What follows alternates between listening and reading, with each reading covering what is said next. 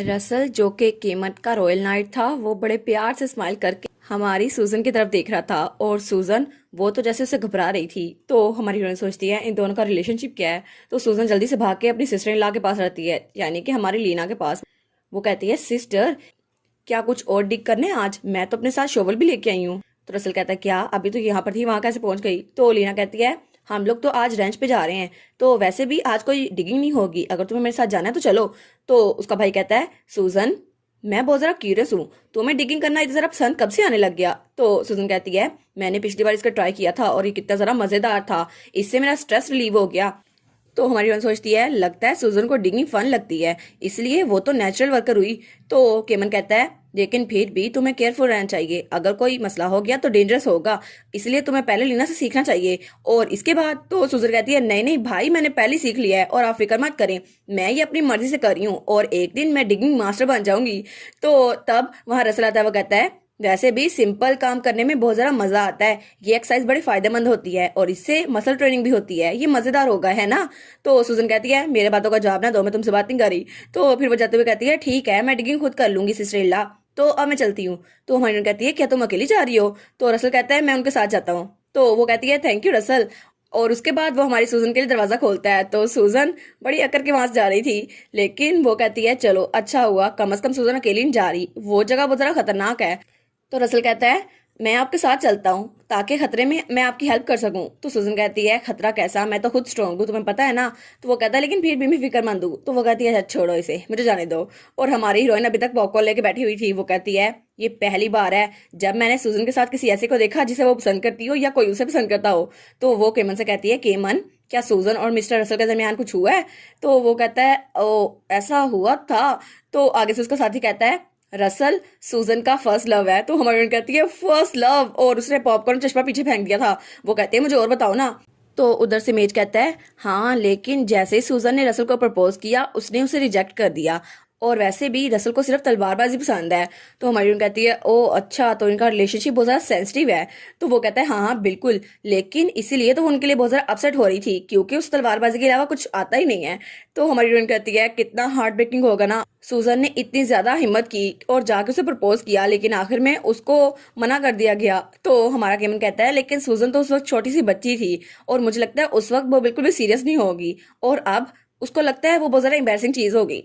तो हमारी बहन कहती है, नहीं नहीं, तुम्हें लड़कियों का नहीं पता, अगर उसने एक बार उसे प्रपोज किया है ना, तो अभी तक उसके पास फीलिंग होगी। तो वहां से लुइस ईगो स्वाड आती है। वो कहती है, ये लोग तो बिल्कुल इनसेंसिटिव है, मार्शल लोग तो बिल्कुल इनसेंसिटिव है, इनमें तो कोई फीलिंग्स ही नहीं है, इनको तो पता नहीं चलता लड़कियां क्या सोचती हैं। तो हमारी बहन कहती है, हाँ हाँ बिल्कुल, ये तो बिल्कुल पागल है। और ये बातें जाके हमारे हीरो के सर पे लगती हैं।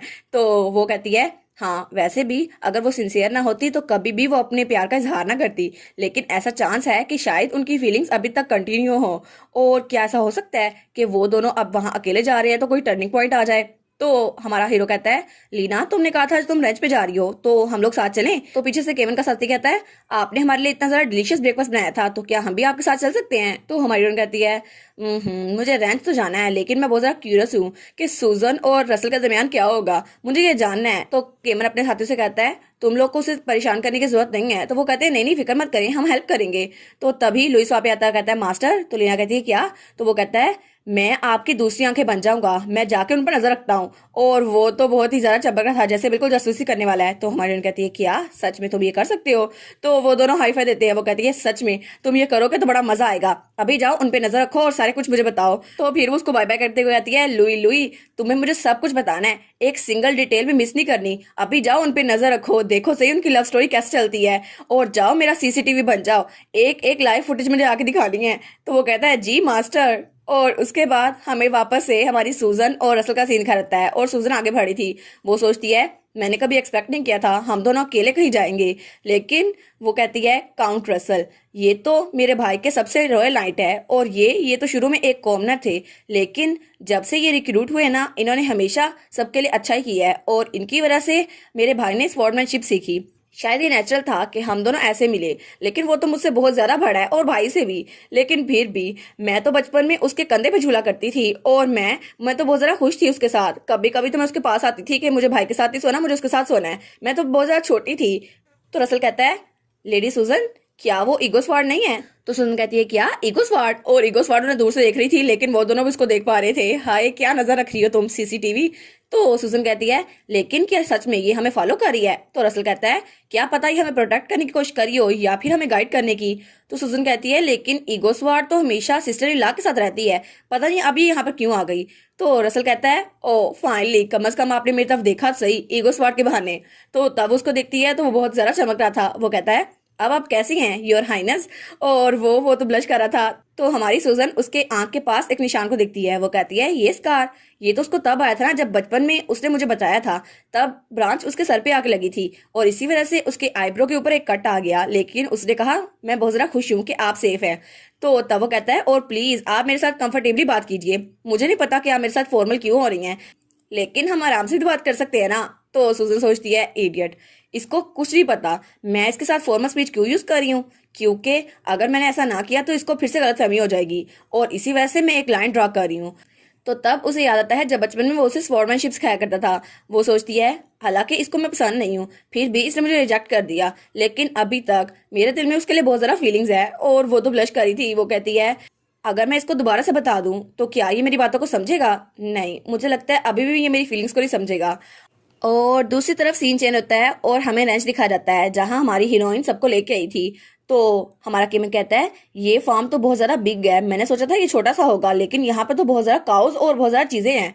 तो उसके साथ भी वहां पे कहते हैं वो देखो यहाँ कितनी ज्यादा चीजें हैं। तो हमारी हीरोइन कहती है ये साइज सबसे ज्यादा अच्छा है क्योंकि इसको मैं अकेले मैनेज करती हूँ और यहाँ पे इतने ज्यादा जानवर भी नहीं है। वैसे तो मैं सिर्फ काम फसलों का करती हूँ, लेकिन यहाँ पे फीड क्रॉप के अलावा मैं डेयरी प्रोडक्ट्स भी बेचती हूँ। तुम्हें क्या लगता है डेयरी प्रोडक्ट्स फ्रेश होने चाहिए तो अच्छे नहीं होंगे, और वैसे भी जो वर्कर्स हैं वो कभी कभी इसको क्लीन कर देते हैं, लेकिन बाकी का काम मेरा अपना होता है। इसलिए वो सोचती है मुझे इस अपॉर्चुनिटी को मिस नहीं करना चाहिए, आज मेरे साथ इतने सारे लोग हैं तो मैं सबसे हेल्प लूंगी। तो तब वो उनको अंदर ले आई थी। वो कहती है ये मेरी डेयरी काउ बार्न है और इसी का दूध हम लोग बहुत ज्यादा खाने की चीजों में इस्तेमाल करते हैं, और डेयरी काउ इससे जो दूध इस्तेमाल होता है ना उससे बहुत सारे न्यूट्रिएंट्स मिलते हैं।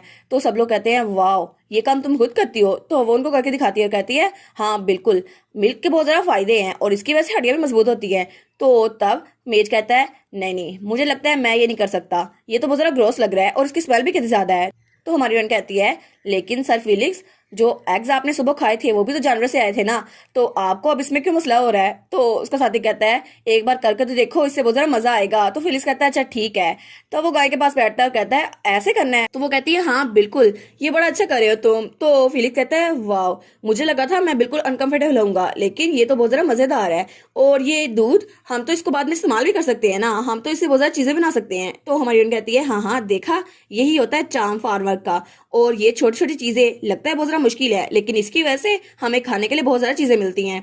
तो फिर पीछे से दूसरा साथी कहता है लेडी क्या आप सच में जब से छोटी थी तब से चाहती थी कि आप एक फार्म चला सकें।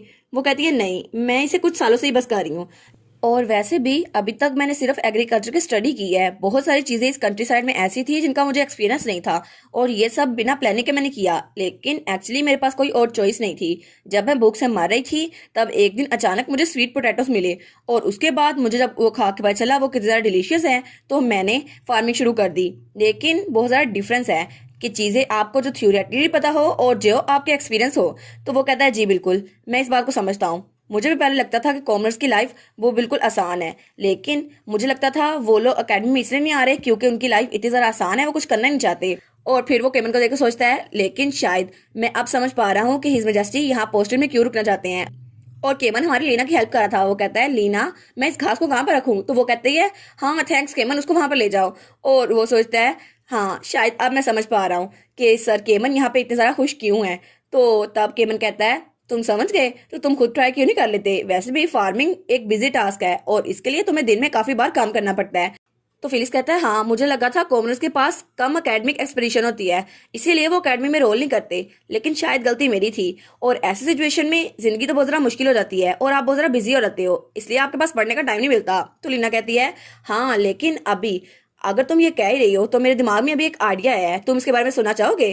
तो वो कहते हैं हाँ क्या आइडिया। तो हमारी बहन कहती है ये इनोवेटिव बिजनेस का आइडिया। वो कहते हैं क्या किसका आइडिया। तो हमारी बहन कहती है लीना का बिजनेस प्रेजेंटेशन, और उसमें एक बास्केट थी जिसमें बहुत ज्यादा फल सब्जियां और डेयरी प्रोडक्ट्स थे और वो तो बिल्कुल टीचर बनी हुई थी। वो कहती है अब मैं एक नया बिजनेस शुरू करूंगी जो होगा मेरा मील किट का बिजनेस, और इसके जरिए मैं सबको टिफिन पहुंचाया करूंगी जैसे स्कूल में होता था ना, बिल्कुल वैसे ही। और मेरा ये आइडिया बहुत जल्दी काम करेगा। और तीनों मेस्मराइज होकर हमारी हीरोइन को देख रहे थे। वो कहते हैं वाओ मिस लीना, आप तो बहुत ज्यादा जीनियस हैं। और हमारी हीरोइन कहती है हाँ हाँ ऑफ कोर्स, मैं हूँ ही जीनियस। और इसी के साथ ये वाला पार्ट यहाँ पर ख़त्म। तो आप लोग बताइएगा आपको ये पार्ट कैसा लगा। प्लीज़ लाइक करिएगा, कमेंट करिएगा और शेयर करिएगा। और जो न्यू व्यूवर्स हैं काइंडली वो चैनल को सब्सक्राइब कर दें। और पिछली वीडियोस का लिंक आपकी स्क्रीन पर नज़र आ रहा होगा तो काइंडली उनको भी चेकआउट कर लें। Thank you so much.